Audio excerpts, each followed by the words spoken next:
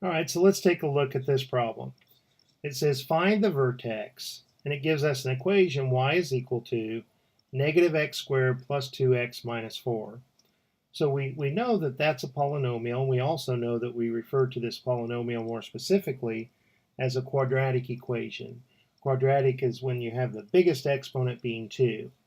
And in Algebra 1, you learned how to graph this, and we've also done some graphing in here in Algebra 2 as well.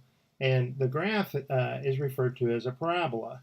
And with our to be a function, our parabolas will either open up or down.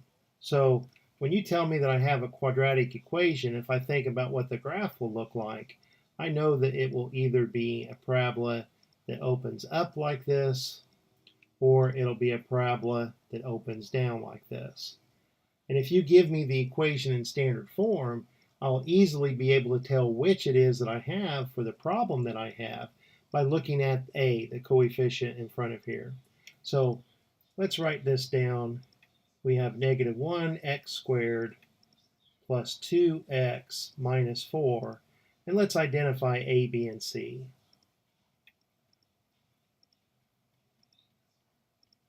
When this a is a negative number, I know that it opens downward. If it was positive, it would open upward. So I know that the graph of my parabola opens down like this.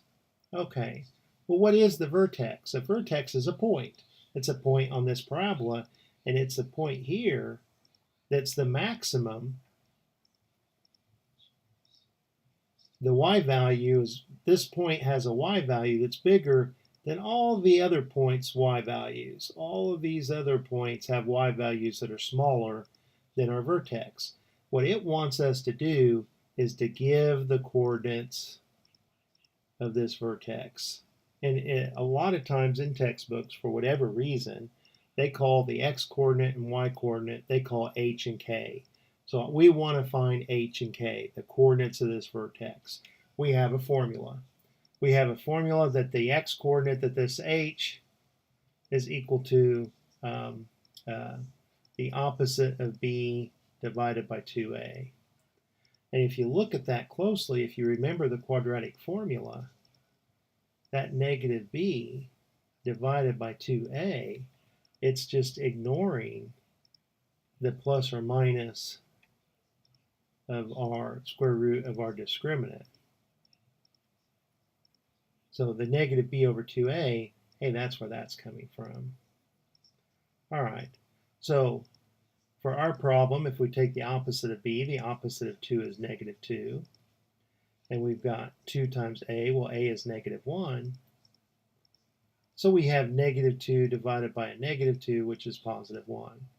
So if we look here, we immediately know that our answer is going to be a, because all of these other x coordinates are not equal to 1. So let's double check and make sure that our y coordinate is negative 3.